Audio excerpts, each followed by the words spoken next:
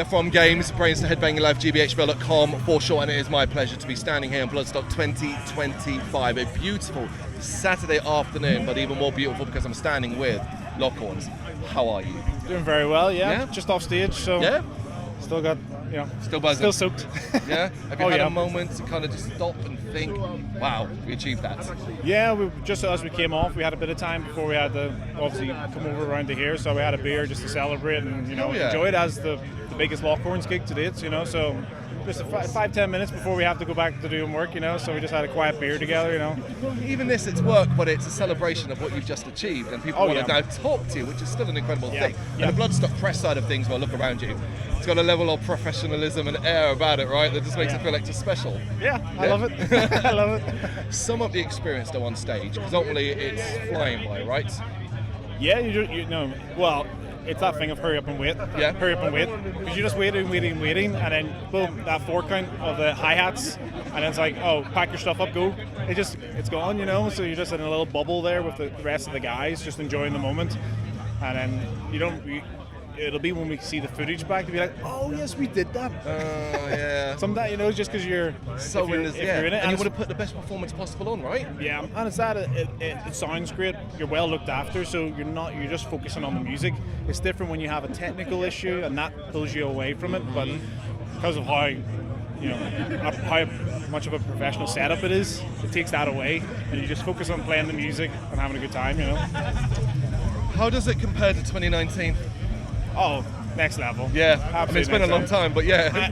Like even just standing there and just turning around and seeing the logo just take up the entire wall. I was like, yes. That's like out of the corner of my eye, I could see it, Whereas we didn't, we brought scrims the last time, the little pop-up ones, but because they had the LED screens there, it was like, it just felt amazing to see the band, and especially all 4 of us, same members from day one, all together. Yeah. And we've all done other shows with other projects, of course, but this is the one where everyone on stage wrote all the music, all the lyrics. There's nobody playing a part that somebody else wrote. Everyone's playing the part that they wrote together, so it's like, this is everyone's achievement, It was nice that, again, having the beer afterwards just to soak that in and be like, this is good. What an And we incredible got there moment.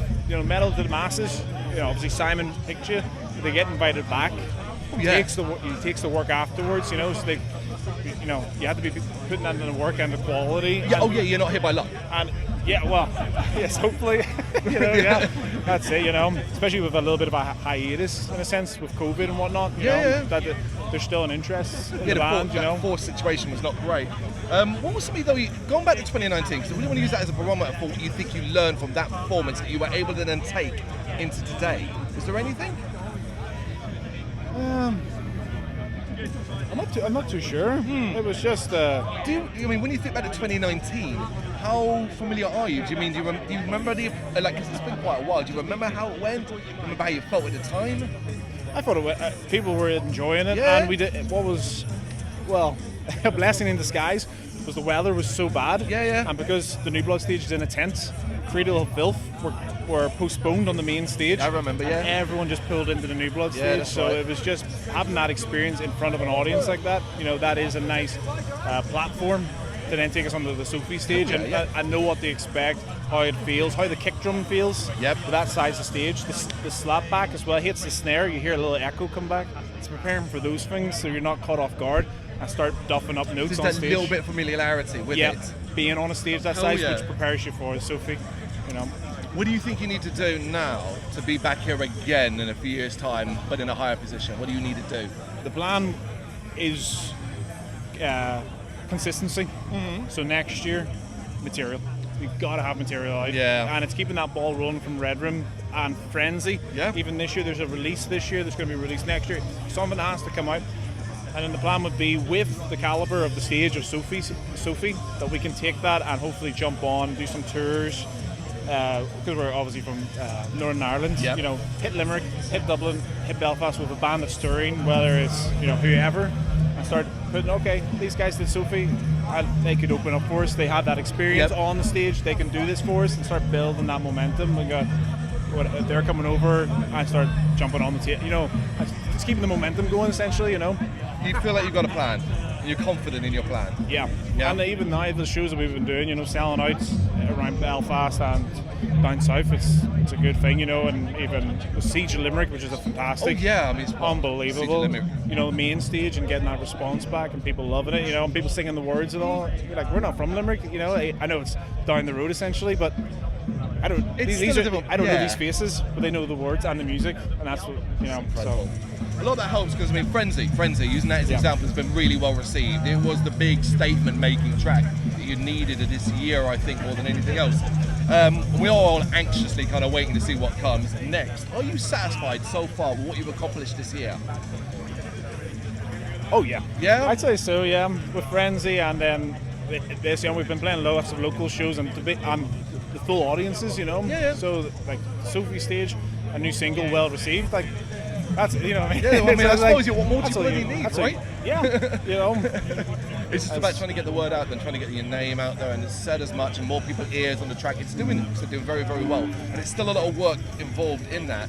Do you, as a group, feel comfortable, feel confident in, like, you know, what you need to do as a modern band, the promotion, pushing yourself on social media, and having to kind of work, do an extra job basically as a social media manager? Yeah. Comfortable? You happy?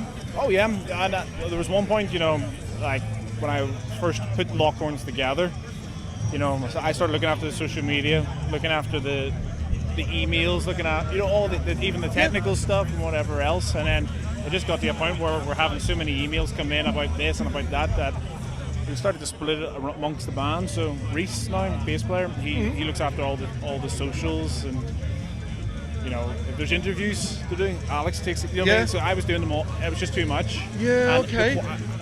And Reese has been fantastic. If you look back through our socials, you know, I would leave it like 3 weeks and be like, I need to post something. Right. Whereas Reese is like, oh, right, we've got a photographer coming, we've got new photos, we get this, let's go here, location, I want this. You know, he's looking after, that's his only focus, and he can put his 100% into that. So it's keeping that going and keeping on top, you know. We want to see that. We want you to continue and build upon this, because ultimately, as you said, you had a forced hiatus, and it is, once you don't talk online for a month, 6 months, you're forgotten about. And there was a point where we thought, oh, you probably called time. So it's fantastic to have you back. But we're not quite done. Bear with me. Right.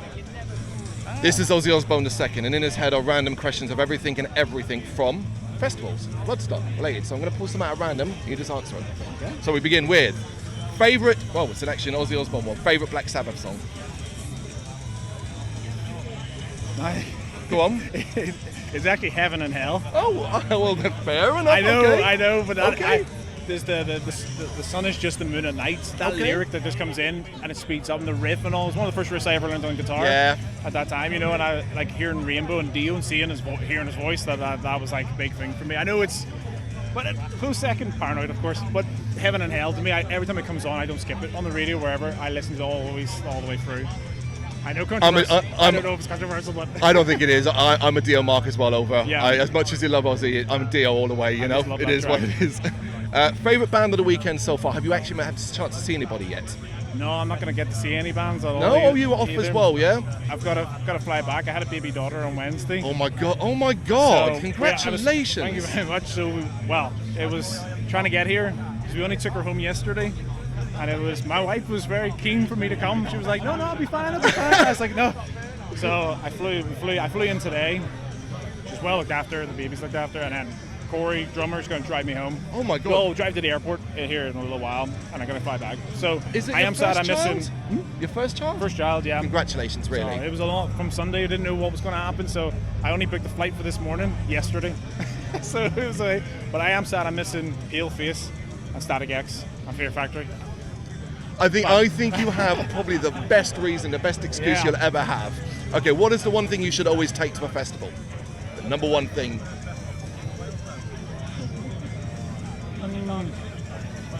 Cheesy answer. Go on. Good attitude. Okay, yeah. Hell yeah. Yeah, you're absolutely right. Because if you walk around a festival in a bad mood, you're going to, well, obviously you have a miserable time, you're probably going to eventually... Good attitude, respect, you know, because, you know, this is the cleanest festival you ever go to as well. Like, when you look around here, not one piece of rubbish on the floor, you know, so it's well looked after. No worries. What's the cure for the post-festival blues? You know that moment where it's Monday morning and you're tired? You go straight onto your computer and you get tickets for 2026. because they're out now. Well, here they are, so go get tickets. I like it. We'll leave it there. It's been an absolute pleasure to talk to you. Thank you so much. Thank you very much for watching. If you've enjoyed what you've seen, please consider hitting that like and subscribe button. It does help us out. You can find us at gbhbl.com and across all social media platforms. And if you really want to give us a bit of extra support, please consider buying us a cup of coffee over on our coffee page. Thank you.